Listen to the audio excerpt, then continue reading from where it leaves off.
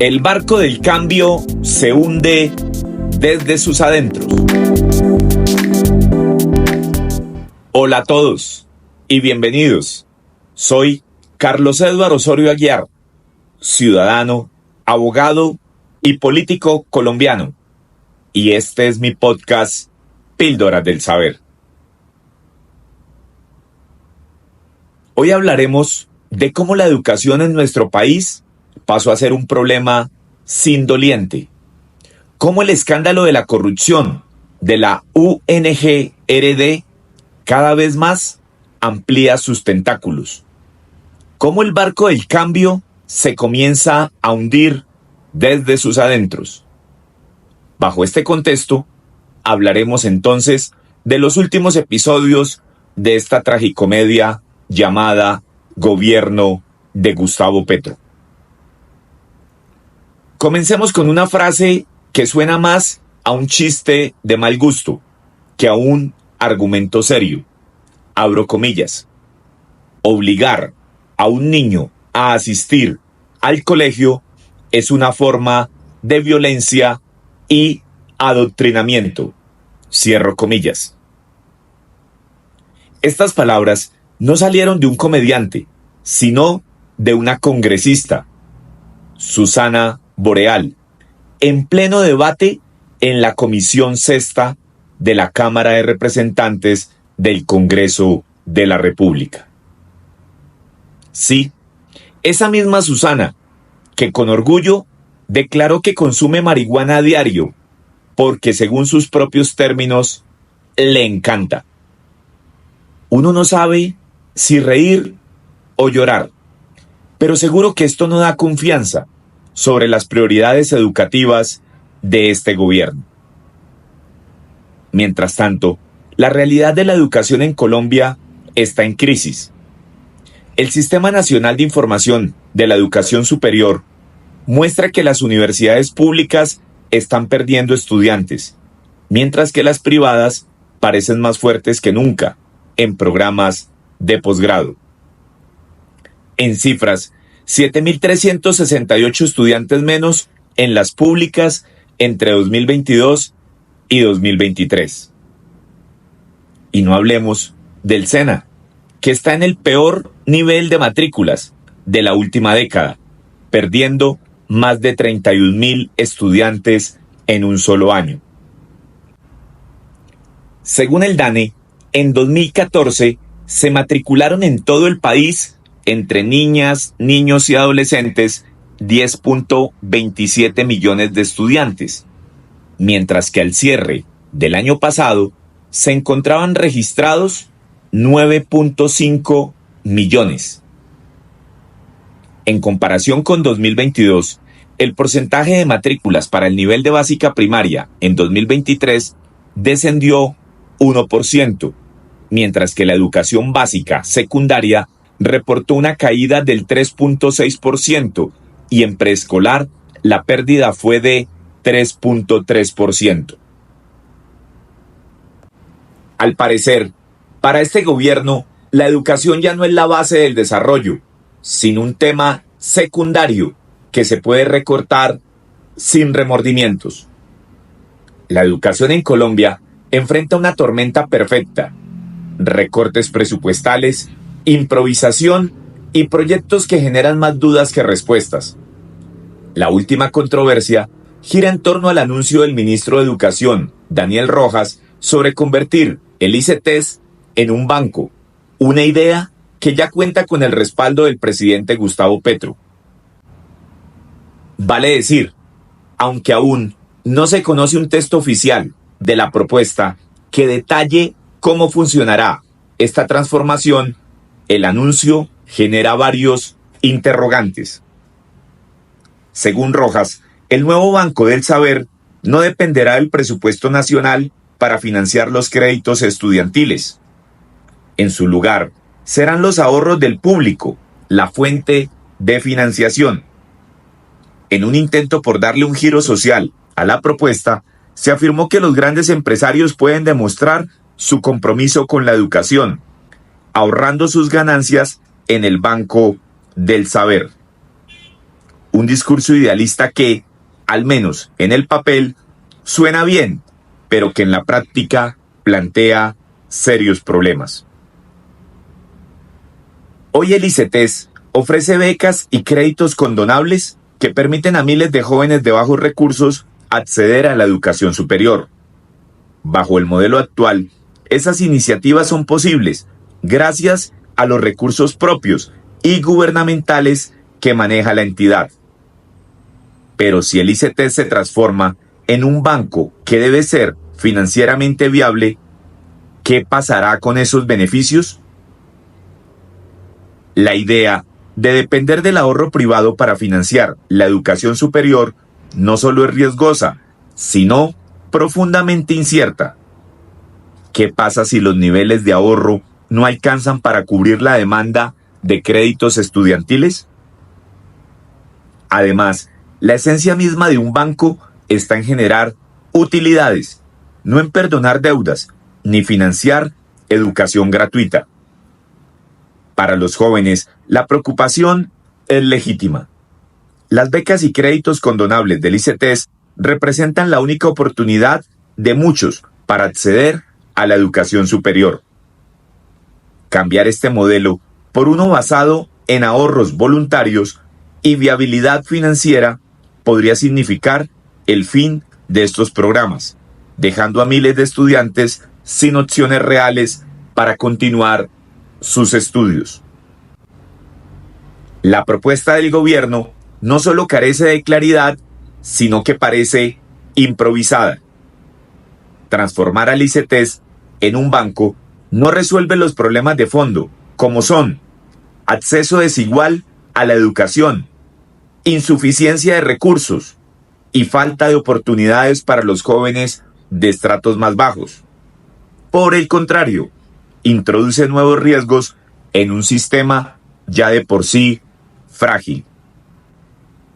Mientras tanto, los recortes al presupuesto educativo agravan aún más el panorama.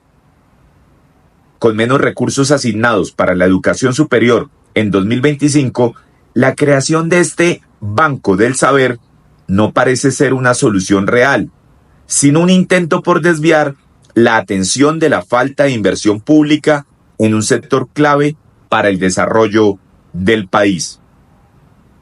El desgobierno de Gustavo Petro llegó al poder con la promesa de una revolución social y educativa, pero hasta ahora las acciones han sido decepcionantes. La educación no puede ser objeto de experimentos improvisados ni de discursos grandilocuentes sin sustento. Lo que los estudiantes necesitan no son bancos, sino garantías reales de acceso, permanencia y calidad en la educación superior. El ICETES ha sido criticado, y con razón, por las deudas que generan sus créditos, pero su modelo actual, con todas sus falencias, ofrece alternativas que este Banco del Saber pone en riesgo. Transformar una entidad que ha sido un salvavidas para cientos de miles de estudiantes sin un plan sólido y claro no es progreso, es un salto al vacío. Presidente Petro, ministro Rojas, ¿están dispuestos a jugar con el futuro de miles de jóvenes? El país no puede darse el lujo de seguir graduando ninis, y con propuestas como esta vamos directo hacia ese camino. La educación no es un experimento, es el derecho más sagrado de una sociedad que quiere prosperar. Pero claro, no es solo cuestión de números. Este gobierno ha hecho de la educación un laboratorio de experimentos improvisados. La última ocurrencia, transformar el ICETES en un banco del saber. Sí, un banco donde los empresarios, entre comillas, comprometidos, podrán ahorrar para financiar créditos estudiantiles.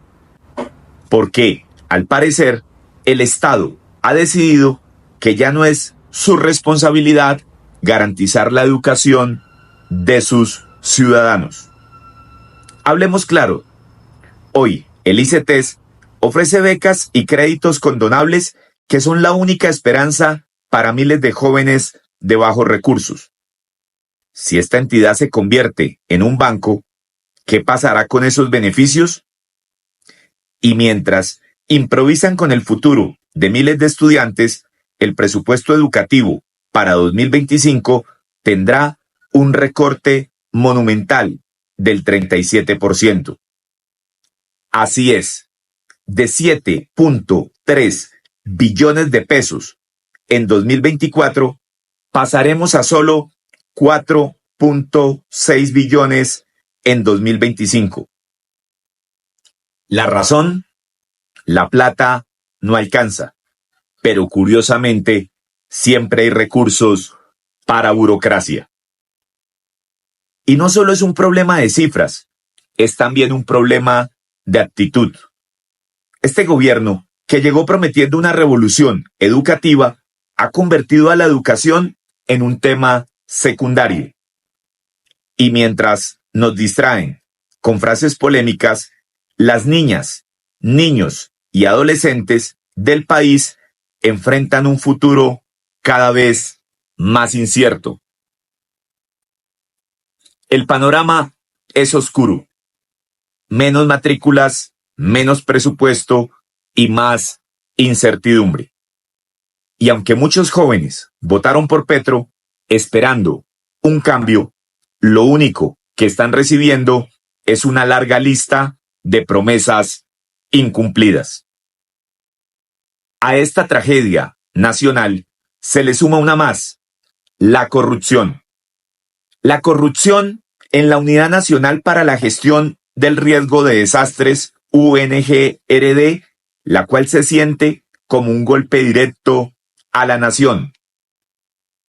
La corrupción ha sido ese cáncer que por décadas ha enfermado gravemente a Colombia. Sin embargo, el escándalo de la UNGRD parece haber hecho metástasis. Lo que debería ser un bastión de ayuda humanitaria se ha convertido en el epicentro de un escándalo que desnuda las miserias de nuestro sistema político. La reciente imputación contra Sandra Ortiz, exconsejera presidencial para las regiones, es solo la punta del iceberg. El caso no es solo un drama judicial, es un espejo de lo que somos como país. Según la Fiscalía, Ortiz habría actuado como enlace entre los tentáculos de la UNGRD y el expresidente del Senado para coordinar un soborno millonario. En este escándalo ya han caído exdirectores, subalternos y recientemente la vinculación de figuras ministeriales toma fuerza en la Fiscalía. Se orquestaron desvíos de fondos destinados a las regiones más vulnerables. Mientras tanto, el ciudadano del común sigue enfrentando deslizamientos, inundaciones y desastres, sin respuestas efectivas del Estado. Las declaraciones de María Alejandra Benavides, ex asesora del Ministerio de Hacienda, traen un nuevo remesón. María Alejandra deja entrever que este entramado no se limitó a unos pocos funcionarios corruptos.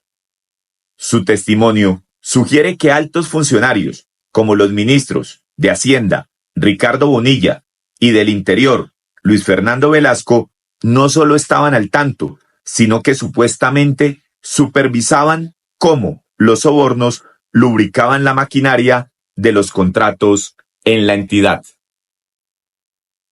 Lo que emerge es una estructura de corrupción institucionalizada, donde los líderes políticos actúan como si los recursos públicos fueran un botín de guerra. En el centro de este problema no están solo los individuos procesados, sino un sistema político que premia la lealtad partidista por encima de la integridad y que ha perdido toda conexión con las necesidades reales del pueblo. Como país, estamos cansados de las excusas y los titulares efímeros. La justicia no puede quedarse en las salas de palo quemado. Debe llegar a las comunidades que sufren cuando los recursos se desvían para llenar los bolsillos de unos pocos. Mientras no enfrentemos la raíz del problema, la corrupción seguirá siendo nuestro desastre más grande y constante. El caso de Sandra Ortiz y los demás implicados no es solo un escándalo más, es una advertencia de lo que estos desgobiernos llenos de discursos elocuentes pueden llegar a ser al llegar al mismo. Por supuesto, todo esto ha hecho que el gabinete del presidente Gustavo Petro se agite más de lo habitual. Al parecer, la mayoría de ministros no estaría de acuerdo con el nombramiento de Armando Benedetti como asesor presidencial. También se han quejado de su mano derecha, Laura Sarabia, directora del DAPRE, quien para completar, en una reciente entrevista, aseguró que el gabinete del presidente no podía ser un jardín infantil. El desgobierno Petro lleva más de 2 años en el poder y sus altos directivos, ministros, directores de departamentos administrativos, superintendentes, entre otros, aún no se han puesto de acuerdo ni se han unido para gobernar. Se trata de una crónica anunciada, un tipo de pesadilla de la que queremos despertar muy, pero muy pronto. Gracias, muchas gracias por escucharme una vez más en su podcast Píldoras del Saber. Los espero el próximo lunes a las 7 de la noche, como de costumbre, a través de mis canales de Spotify y YouTube. Hasta pronto.